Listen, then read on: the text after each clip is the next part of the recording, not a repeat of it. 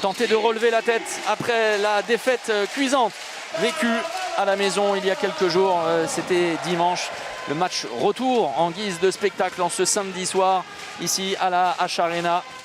Attaque-défense avec Milic. Sur l'extérieur, entre les jambes, bien joué. Entre Maresco et Di Panda, la supériorité numérique avec Milic qui déclenche, il n'est pas attaqué, c'est parfait. Superbe impact. Et attention à ces scories, hein, ces problématiques liées à la transmission. Voilà, oh là là, on appuie de l'autre côté. Cartouche. Qui va venir dans le secteur central. Et le simple décalage, mais il est bien réalisé, impeccable. Valero et verra la finition. Il lui pue. Le bras levé. Une nouvelle fois à droite, sauf que Emile Nielsen récupère le ballon. Et le voleur, Johan Maresco. Et la bonne lecture de Pech-Malbec à droite, certainement. Voilà. Ce qui a amusé beaucoup nos amis de Data 7 et Match, je ne sais pas si vous avez vu passer oui, j'ai vu ça. La description de... J'ai vu ça. Match aller, j'allais dire non, il ne s'agit pas d'un match aller. Le match de la semaine passée. Bon, ça c'est difficile. Beaucoup de réussite pour Cavalcanti. De prendre 3 buts d'avance pour les Nantais. Et si vous aimez les statistiques, demain soir sur Beansport, la grosse cartouche, c'est récupération en 2 temps, dans un trou de souris. Dragan Pech-Malbec. Ballon perdu. Et ça fait très mal. Oui. Ça fait très mal parce que Sarafel n'a pas été capable de marquer. Et derrière, David Balaguer vient punir. Gaïdouchenko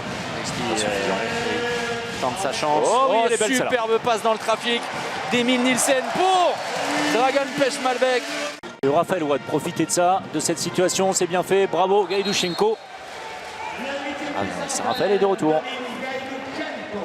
Mais bon, peu importe. Ça c'est très bien, cette passe sautée.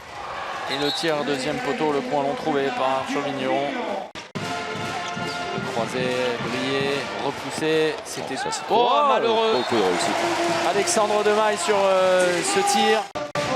À l'opposé, deuxième pivot, Gaïdouchenko. La bonne anticipation d'Emile Nielsen. Ça, c'est une très mauvaise inspiration. Pedro Portela, le retour d'Alexandre Demaille. Excentré, il prend son temps. Le Portugais. Évidemment, rendre le ballon au Nantais. Baraché avec Gaïdouchenko pour Arthur Vigneron. Au plus un point poteau. Et on va s'arrêter là, à la pause. Spéciale dédicace à Xavier Hamel, que vous retrouverez demain. Le coup d'envoi de la seconde période avec l'ambition pour les Raphaélois de faire mieux que lors des 30 dernières minutes de la semaine passée au Palais des Sports. Jean-François Gaïdouchenko. Le voilà, Maresco. Encore une fois, brillant ce tir, pris tout son temps, qui a réussi avec une course et un élan qui lui permettait de le faire, d'aller au-delà du contre. C'est bien Gaïdouchenko qui voit la situation avec les Nantais, évidemment, en infériorité numérique. Sur le contre-attaque de Dragan Pech-Malbec. Voilà. Et ensuite, il semblait en tout cas avoir sanctionné Timmy Petit, mais ça n'était pas le cas. Donc bien mal nous en a pris. Emric Min, ça c'est bien mieux, superbe, le jeu sans ballon et surtout la fixation. Et peut-être plus de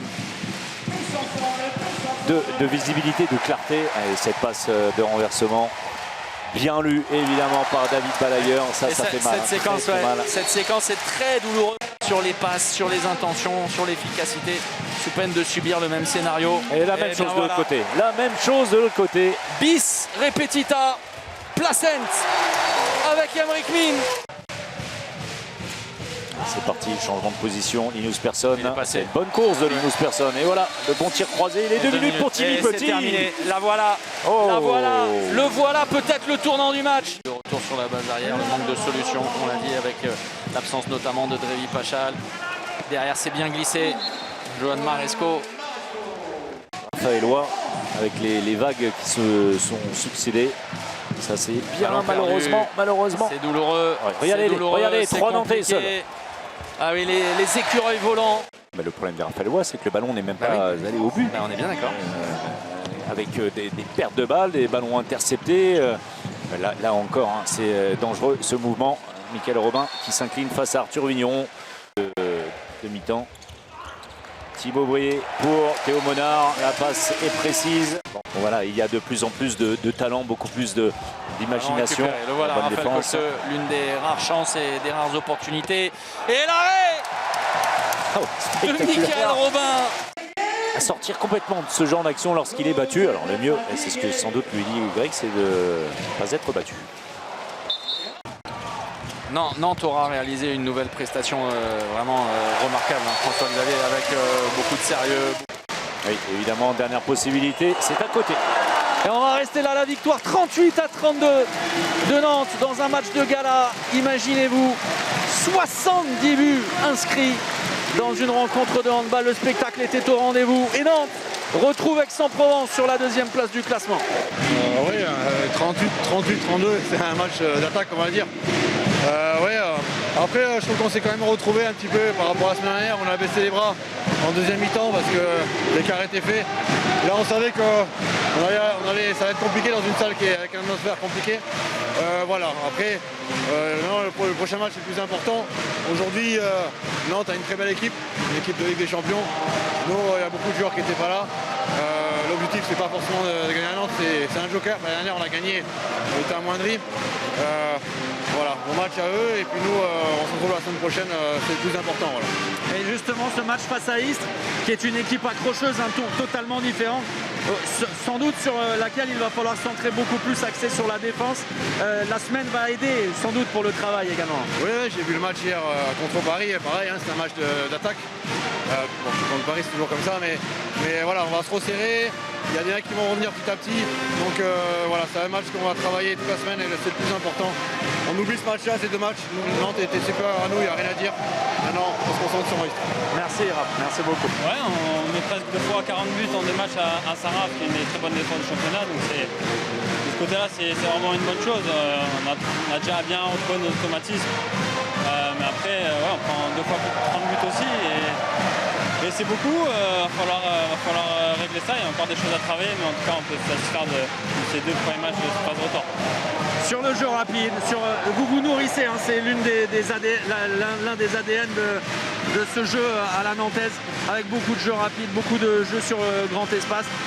Le mois de février, le mois de mars va être absolument marathonien avec les matchs, le retour de la Coupe d'Europe.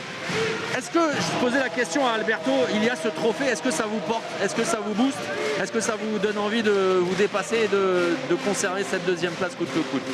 Bah ouais, là on a bien fêté ce retour à la maison après ce titre-là. Ça faisait un moment qu'on n'était pas revenu ici, donc ça fait vraiment du bien de retrouver ce merveilleux public. Et voilà, la deuxième partie de saison va être longue, 2 matchs par semaine, mais voilà, c'est le rythme qu'on a l'habitude d'avoir et qu'on avait l'habitude d'avoir en fin de première partie de saison. Mais on a l'effectif pour enchaîner ce genre de match et continuer à avoir cet ADN-là, comme tu dis, de monter tous les ballons. On a un gros effectif, on récupère tout le monde là. Sacha va bientôt t'en rejoindre aussi, donc c'est une bonne nouvelle. Et puis voilà, on va tout faire pour garder cette 2e place.